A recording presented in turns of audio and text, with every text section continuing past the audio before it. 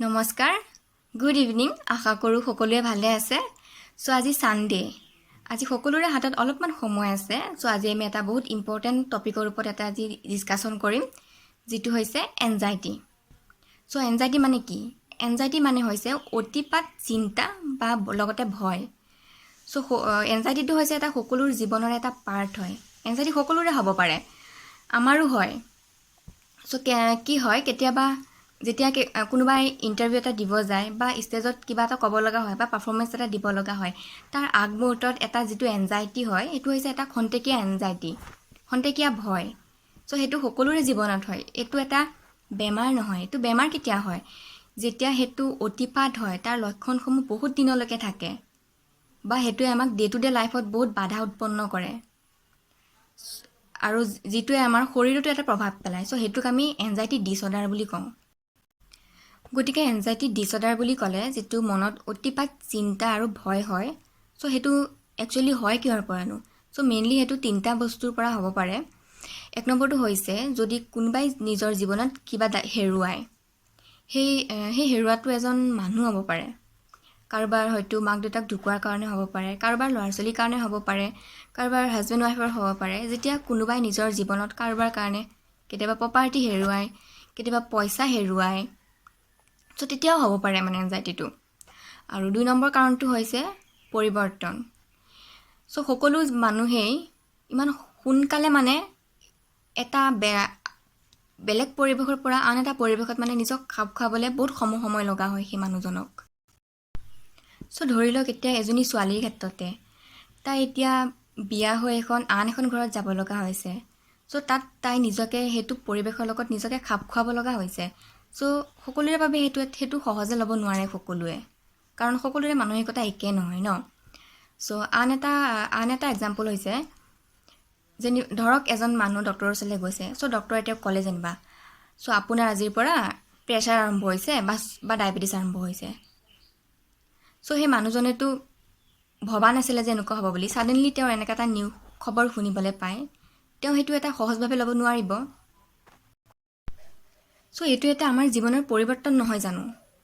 এতিয়ালৈকে আমি গম পালোঁ যে এনজাইটিৰ 2টা কাৰণ গম পালোঁ। এটা হৈছে লছ, যিটোক আমি হেৰুৱা বুলি কৈছিলোঁ, আৰু আনটো হৈছে যিটো পৰিৱৰ্তন।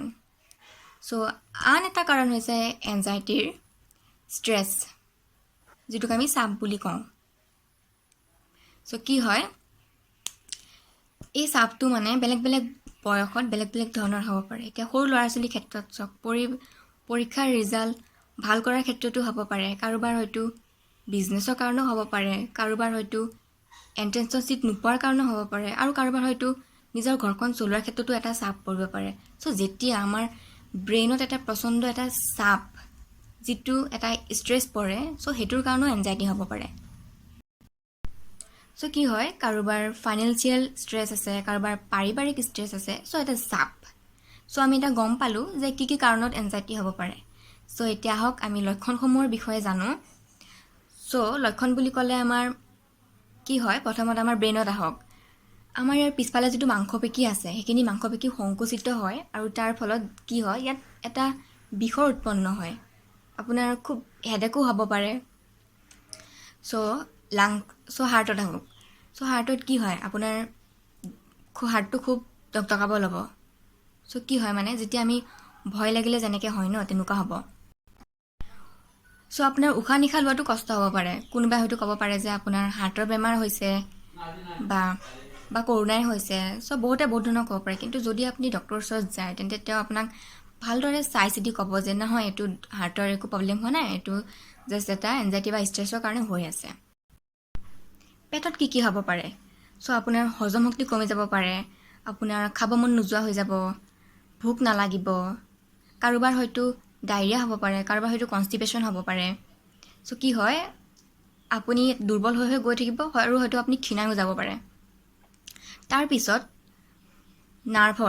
নাৰ্ভত কি হ'ব পাৰে? আপোনাৰ হাত ভৰিবোৰ ঝিনঝিনাব পাৰে। আৰু তাৰ বাহিৰে ছালত কি হ'ব পাৰে? আমি খুব এনজাইটি হ'লে আমি খুব ঘামি যাব পাৰোঁ। তাৰ বাহিৰেও কি হয়, আমাৰ হাত ভৰিবোৰ কঁপিব লয়, যিটোক আমি ট্ৰেমাৰ বুলি কওঁ। বেচিকেলি এইখিনিয়ে হয় লক্ষণসমূহ। গতিকে এনজাইটি হ'লে আপোনালোকে ভয় নাখাব, কিয়নো এনজাইটি সকলোৰে হয়। আৰু এনজাইটি মানেই হৈছে ভয়। যদি আপুনি আৰু এনজাইটি কৰে তেন্তে কি হ'ব ভাবকচোন বাৰু একবাৰ। চ' কি কৰিব, যেতিয়া আপোনাৰ এনেধৰণৰ লক্ষণসমূহ দেখা দিয়ে তেতিয়া আপুনি নিজে ভাবিব যে কি হৈছে, কিহৰ কাৰণে হৈ আছে এনেকুৱা। মই এটা কাজিয়া লাগিছিলোঁ সেইটোৰ কাৰণে হৈছে নেকি, যে মোৰ ল'ৰা ছোৱালীকেইটাই মোৰ কথা নুশুনে তাৰ বাবে হৈছে নেকি, নে আপোনাৰ ৰিলেশ্যনশ্বিপ ইছ্যুৰ কাৰণে হৈছে নেকি। চ' আপুনি কি কৰিব, যিহৰ কাৰণেই হৈছে আপুনি প্ৰব্লেমটো আপুনি নিজেই শ্বৰ্ট আউট কৰিবলৈ চেষ্টা কৰিব। তেতিয়া আপোনাৰ এই ভয় আৰু ষ্ট্ৰেছবোৰ আপোনাৰ নিজে নিজে কমি আহিব। গতিকে এতিয়া আহক চাওঁ যে কমন এনজাইটি ডিছঅৰ্ডাৰবোৰনো কি হয়। চ' এটা হৈছে GAD, যিটো কোৱা হয় জেনেৰেলাইজড এনজাইটি ডিছঅৰ্ডাৰ। অলপ আগতে যে মই আপোনালোকক ক'লোঁ সেইখিনিয়ে হৈছে মানে সৰ্বসাধাৰণ জেনেৰেলাইজড এনজাইটি ডিছঅৰ্ডাৰ।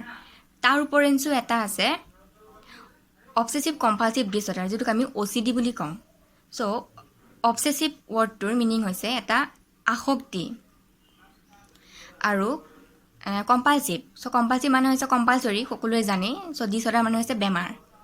চ' এটা আসক্তি, যিটো এটা আমি বাধ্য হৈ যায় যে এইটো কাম কৰিবই লাগিব। চ' মই এটা ধুনীয়া এটা এক্সাম্পল দি বুজাম।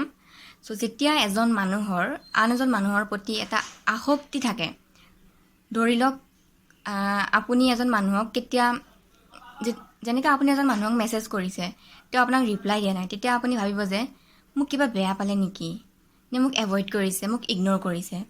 চ' সেইটো হৈছে এটা আসক্তি, এজন মানুহৰ প্ৰতি থকা এটা আসক্তি। আপুনি তেওঁক মেছেজ দিছে, চ' আপুনি তেওঁৰ পৰা এটা ৰিপ্লাই বিচাৰিছে।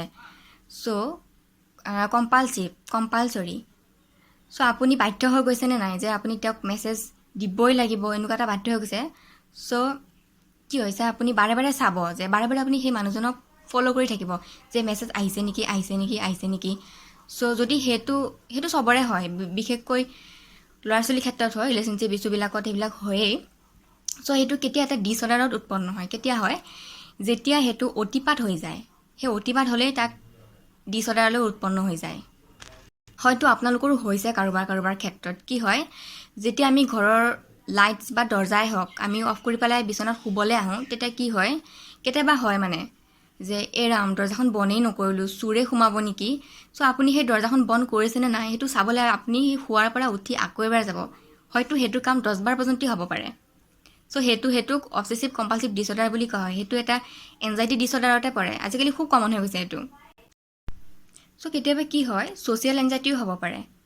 চ' ছ'চিয়েল এনজাইটি মানে কি হয়, যেতিয়া আমি ক'ৰবাত বা ষ্টেজে হওক বা মানুহ এজনৰ লগত সামাজিকভাৱে গৈ পেলাই অলপমান কথা ক'ব লগা হয়, তেতিয়াও কাৰোবাৰ এনজাইটি হ'ব পাৰে, ভয় লাগিব পাৰে, বুকুখন ধপধপাব পাৰে।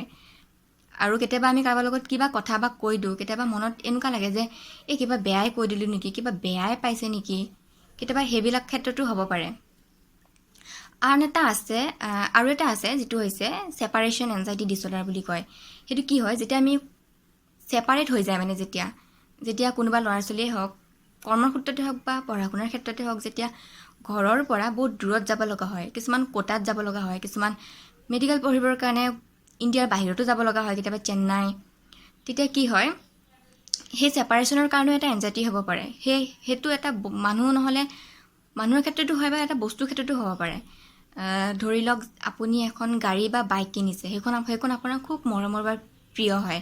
চ' আপুনি আৰ্থিক অৱস্থাত দুৰ্বল হোৱাৰ কাৰণে আপুনি সেই গাড়ীখন বা বাইকখন বেচিব লগা হ'ব পাৰে। তেতিয়াও আপোনাৰ এটা ছেপাৰেশ্যন হ'ব পাৰে। আৰু কেতিয়াবা জীৱ জন্তুৰ ক্ষেত্ৰতো হ'ব পাৰে, যেতিয়া আপোনাৰ পোহনীয়া কুকুৰটো যদি আপুনি কেতিয়াবা যদি মৰি যায়, তেতিয়া সেইটো এটা ছেপাৰেশ্যন হৈ যায় ন। চ' কি হয়, ছেপাৰেট হ'লেও মানে এটা এনজাইটি ডিছঅৰ্ডাৰ বুলি হ'ব পাৰে। যেতিয়া আপুনি এটা ভিডিঅ' পষ্ট কৰিব, যেতিয়া আপোনাৰ ভিডিঅ'ত কোনোবাই যেনিবা ডিছলাইক দিলে, চ' আপুনি সেইটো কথাত গুৰুত্ব নিদিব, পাৰিলে সেইটোক এভইড কৰিব। চ' আপুনি সেই ডিছলাইকটো দেখি আপুনি ডিম'টিভেট হোৱাতকৈ আপুনি বেছিকৈ তাতকৈ মটিভেট হ'ব যে মোৰ কিবা ভুলেই হৈছে নেকি ভিডিঅ'টোত, বা মোৰ কথাখিনি কিবা ভাল নহ'ল নেকি। চ' আপুনি কি কৰিব, আৰু আগুৱাই যাব চেষ্টা কৰিব, আৰু নতুন নতুন ভিডিঅ' বনাব। চ' এইবিলাকে হৈছে, চ' এইবিলাকত ইমান টেনশ্যন নল'ব, ষ্ট্ৰেছো নল'ব। গতিকে আল্টিমেটলি এইখিনিয়ে হৈছে এনজাইটি ডিছঅৰ্ডাৰ, যিটো মনৰ অতিপাত ভয় বা চিন্তা। চ' আজিলৈকে এনেকুৱা ছিষ্টেম ওলোৱা নাই যে ব্লাড টেষ্ট কৰি আপুনি গম পাব যে আপোনাৰ এনজাইটি 10 হৈছে বা 15 হৈছে। চ' এনেকুৱা একো ওলোৱা নাই। চ' যদি এনেকুৱা ধৰণৰ লক্ষণসমূহ দেখা দিয়ে, আপোনালোকে ভয় নকৰিব বা লাজ নকৰিব এজন ভাল সাইকিয়াট্ৰিষ্টৰ ওচৰত যাব তেওঁৰ ওচৰত গৈ পেলাই পৰামৰ্শ ল'ব যে কি হৈছে হয় আপুনি সোনকালে ভাল হৈ যাব সো একো ভয় নকৰিব ষ্ট্ৰেছ নল'ব একো চিন্তা নকৰিব বিন্দাছ থাকিব আৰু মোৰ ভিডিঅ'খিনি চাই থাকিব লগতে লাইক কমেণ্ট শ্বেয়াৰ আৰু মোৰ চেনেলটো ছাবস্ক্ৰাইব কৰি দিব বাই